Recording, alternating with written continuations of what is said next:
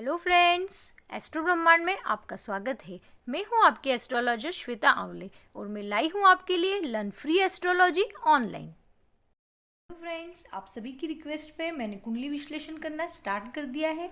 अगर आप अपनी कुंडली दिखाना चाहते हैं तो स्क्रीन पर या डिस्क्रिप्शन बॉक्स में दी गई ईमेल आईडी astrobrahmand.yt@gmail.com पर आप मुझे संपर्क कर सकते हैं। इतने कम टाइम में आप सभी के इतने सपोर्ट के लिए thank you so much friends. Okay friends, आज के इस दौर में सभी को ये जानने की बहुत उत्सुकता रहती है, स्पेशली प्रेगनेंसी के टाइम पे, कि बेटा होगा या बेटी होगी। तो आइए हम कुंडली के द्वारा, है ना, कैसे आप जान सकते हैं कि आपकी संतान लड़का होगा या लड़की होगी। तो आइए फ्रेंड्स, कुछ स्टार्ट करते हैं।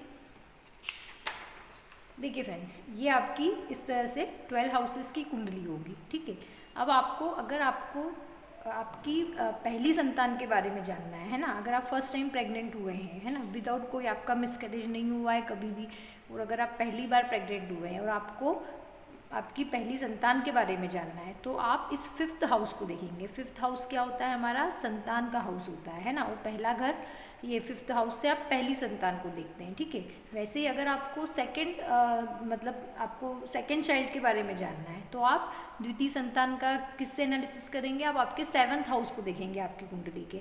वैसे ही अगर आपको आपकी थर्ड चाइल्ड के बारे में जानना है, तृतीय संतान के बारे में, तो आप आपकी कुंडली का जो 9th हाउस है उसको देखेंगे, है ना। वैसे एक घर छोड़ के फिर अगर आपको आपकी 4th चाइल्ड के बारे में जानना है ना, चतुर्थ संतान के बारे में, तो आप किसको देखेंगे? आपके 11th हाउस को देखेंगे। तो ऐसे ही एक हाउस छोड़ के देखा जाता है। अगर मान लीजिए कि इसके बीच में अगर आपका मिसकैरेज है, मान लीजिए आपका पहला बच्चा हो गया और जो सेकंड संतान है मान लीजिए उसका मिसकैरेज है, तो फिर आप सेकंड जो मिसकैरेज हुआ है उसको आप 7th हाउस से देखेंगे।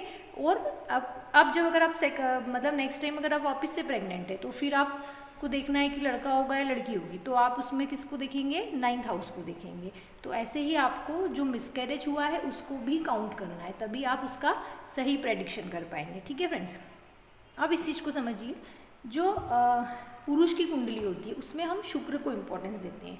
पुरुष की कुंडली में शुक्र ग्रह को देखा जाता है कि अगर कभी कभी ऐसा होता है ना कि संतान उत्पत्ति में प्रॉब्लम हो रही है ना, तो उसमें आपको ये देखना होता है कि पुरुष की कुंडली में अगर शुक्र अच्छा नहीं है तो संतान से रिलेटेड प्रॉब्लम होती है, इंटरनल कुछ न कुछ मिस्टेक्स होती है। अगर मान लीजिए कि स्त्री की कुंडली में अगर मंगल अच्छा नहीं है, तो उसको ब्लड से रिलेटेड जो भी ओवरी वगैरह उससे रिलेटेड प्रॉब्लम्स रहती है ना, तो इसके कारण भी संतान में कभी कभी डिले हो जाता है, प्रॉब्लम्स आती है ना, गर्भधारण नहीं हो पाता है।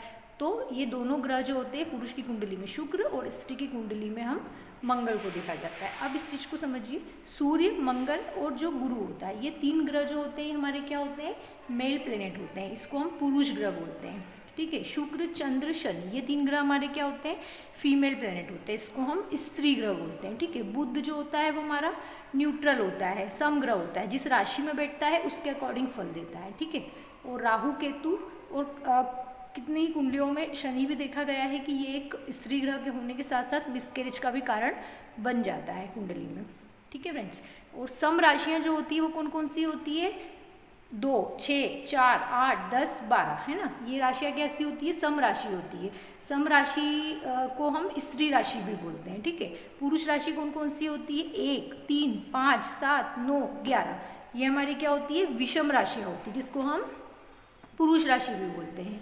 अब अगर आपको आपकी पहली संतान को देखना है ना, अगर आपको आपके कुंडली में फर्स्ट चाइल्ड के बारे में जानना है, तो आप किस हाउस को एनालिसिस करेंगे? 5th हाउस को। ये आपका 5th हाउस है आपकी कुंडली का, तो आप इसको एनालिसिस करेंगे। यहाँ आप देखेंगे सबसे पहला, अब मैं आपको सारे रूल्स बताऊंगी, ध्यान से सुनिएगा। अगर आप ये सारे रूल्स आपकी कुंडली में अप्लाई करेंगे तो आप सही प्रेडिक्ट कर पाएंगे, इसको समझिए, है ना। ये 5th हाउस में मान लीजिए आपको ये देखना है सबसे पहले यहाँ कौन से नंबर की राशि लिखी है ना। जो आपकी 12 राशियाँ हैं 1 से लेकर 12 में कौन से नंबर की राशि लिखी है? वो राशि सम है या विषम राशि है? अगर सम राशि इनमें से कोई नंबर लिखा है तो मतलब आप उसमें क्या करेंगे? ये एक स्त्री राशि है तो आप गर्ल को 1 पॉइंट देंगे, है ना। अगर इसमें से अगर यहाँ पर मान लीजिए पुरुष राशि में से कोई राशि लिखी है तो आप उसमें क्या करेंगे? उसको बॉय को 1 नंबर देंगे। पहला पॉइंट क्लियर है। अब सेकंड आप क्या देखेंगे इसमें कि यहाँ जो नंबर लिखा है, मान लीजिए यहाँ पे 5 नंबर लिखा है ना, 5 नंबर मतलब क्या होता है, सिंह राशि, उसका स्वामी कौन है, सूर्य है ना। तो अब आप ये देखेंगे कि जो सूर्य है ना, वो कौन सी राशि में बैठा है। मान लीजिए सूर्य यहाँ पर मान लीजिए यहाँ पर सूर्य 4 नंबर की राशि, 4 यहाँ पे बैठा है, यहाँ बैठे रहेगा मतलब क्या हो गया, कर्क राशि में बैठा है, 4 नंबर की राशि में बैठा है। तो इस कंडीशन में ये क्या हो गया, इसमें आप फीमेल को 1 नंबर देंगे। और अगर मान लीजिए कि सूर्य यहाँ पे मेल राशि में बैठा है तो आप बॉय को 1 नंबर देंगे। आपको ऐसे देखना है, ठीक है, कि इसका जो लॉर्ड है वो मेल राशि में बैठा है या फीमेल राशि में बैठा है, तो उसके अकॉर्डिंग आप 1 पॉइंट देंगे। ये सेकंड पॉइंट हुआ हमारा। थर्ड, उसमें आप ये देखेंगे जो 5th हाउस में कौन कौन से प्लेनेट बैठे हैं। ये आपका कौन सा है, 5th हाउस। इसमें आप देखो कौन कौन से प्लेनेट बैठे हैं, कौन कौन से प्लेनेट यहाँ पे दृष्टि दे रहे हैं, है ना। सभी प्लेनेट्स की अलग अलग दृष्टि होती है, सब मैं आपको मेरे लास्ट वीडियोज़ में बता चुकी हूँ, है ना। अगर यहाँ पर इस हाउस में अगर सूर्य मंगल गुरु बैठे हैं या दृष्टि दे रहे हैं तो आप बॉय को 1 नंबर देंगे। इस हाउस में अगर शुक्र चंद्र शनि इनमें से अगर कोई ग्रह बैठा है या दृष्टि दे रहा है तो आप गर्ल को 1 पॉइंट देंगे, ठीक है। और अगर राहु केतु बैठे हैं या दृष्टि दे रहे हैं तो मिसकैरेज को आप 1 पॉइंट देंगे। कभी कभी यहाँ बैठा हुआ शनि भी इतना मतलब वो देता है कि वो भी मिसकैरेज की तरफ मतलब कर देता है कभी कभी, है ना, तो वो उसकी भी सिचुएशंस बनती है।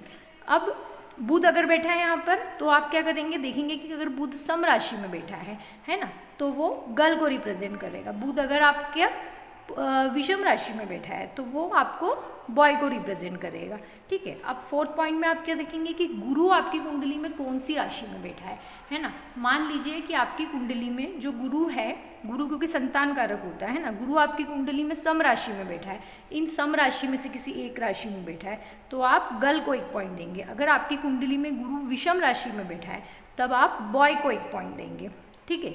अब 5th पॉइंट में आप क्या नोटिस करेंगे, कंसेप्शन के टाइम गुरु किस राशि में है, उसका लॉर्ड मेल है या फीमेल है। जैसे मान लीजिए गुरु आपका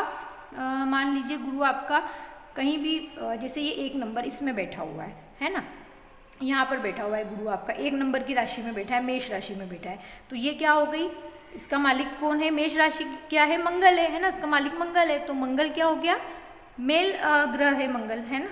तो यहाँ आप बॉय को 1 नंबर देंगे, ऐसे, है ना। और कंसेप्शन के टाइम भी आपको ये चीज़ देखनी है कि गुरु कौन सी राशि में है। मान लीजिए गुरु कंसेप्शन के टाइम पे, अभी जैसे मैंने मेष राशि बताया, इस पे ही है ना गोचर, जब कंसेप्शन के टाइम पे जो गोचर होता है गुरु का, उसमें मान लीजिए गुरु मेष राशि में है ना, तो उसका लॉर्ड कौन हो गया, मंगल, तो वो क्या है आपका मेल प्लेनेट है, तो आप यहाँ पे मेल को 1 नंबर देंगे। ऐसे आपकी कुंडली में गुरु जहाँ पर भी प्लेस है उससे आप 5 घर आगे काउंट करो। नेक्स्ट पॉइंट, ठीक है, गुरु मान लीजिए आपकी कुंडली में यहाँ पे बैठा है, अब यहाँ से आप 5 घर आगे काउंट करेंगे, 1 2 3 4 5, है ना। तो यहाँ पर कौन से नंबर की राशि लिखी है आपको ये देखना है, ठीक है। अब इस राशि, जो भी राशि आती है उसका जो मालिक है ना, उसका जो लॉर्ड है वो मेल प्लेनेट है या फीमेल प्लेनेट है ना। अगर वो मेल प्लेनेट है तो आपको लड़का होगा, अगर फीमेल प्लेनेट है तो आपको लड़की होगी। ये आपको सारे पॉइंट्स देखना है। अगर आपको स्त्री की कुंडली पुरुष की कुंडली दोनों में ये सारे पॉइंट्स लगा के देखना है। अगर मान लीजिए कि दोनों में ही अलग अलग आ रहा है ये सारे पॉइंट्स लगाने पर, है ना, किसी में एक में लड़का आ रहा है एक में लड़की आ रही, तो ऐसी कंडीशन में पुरुष की कुंडली के अकॉर्डिंग ही रिजल्ट जो होता है वो आपको देखने को मिलेगा फ्रेंड्स, है ना। अब आपको ये भी देखना है कि जब ट्रांजिट होता है गुरु का जो अष्टक वर्ग होता है, ठीक है, उसमें भी आपको मतलब प्लेनेट को फाइंड करना है कि सबसे ज़्यादा बिंदु कौन सा प्लेनेट दे रहा है ना। वो प्लेनेट जो बिंदु दे रहा है सबसे ज़्यादा गुरु के अष्टक वर्ग में वो मेल है या फीमेल है, तो उसके अकॉर्डिंग भी आपका फाइनल रिजल्ट आएगा। देखो बहुत सी बार राहु केतु के साथ साथ शनि का भी ऐसा देखा गया है ना कि 5th हाउस से अगर वो शनि यहाँ पर संबंध बना लेता है तो ऐसी सिचुएशन में क्या होता है, चाइल्ड में या तो डिले हो जाता है, मिसकैरेज हो जाता है ना। और अगर मान लीजिए कि जो पंचमेश है वो 6 8 12 हाउसेस में बैठ गया है तब भी कुछ न कुछ संतान से रिलेटेड प्रॉब्लम्स आती है, तो ऐसी बहुत सारी चीज़ें देखी गई है। मैंने बहुत सारी कुंडलियों पर रिसर्च करके उसके बाद ये वीडियो बनाया है। आई होप कि आपको मेरा वीडियो पसंद आया हो। अगर आपको मेरा वीडियो पसंद आया हो तो मुझे कमेंट्स कीजिए, लाइक शेयर सब्सक्राइब करना ना भूलें, ताकि जब भी मैं कोई न्यू वीडियो अपलोड करूँ तब सबसे पहले आप देख पाएँ। बेल आइकन प्रेस जरूर कीजिए। Okay, thank you so much for watching.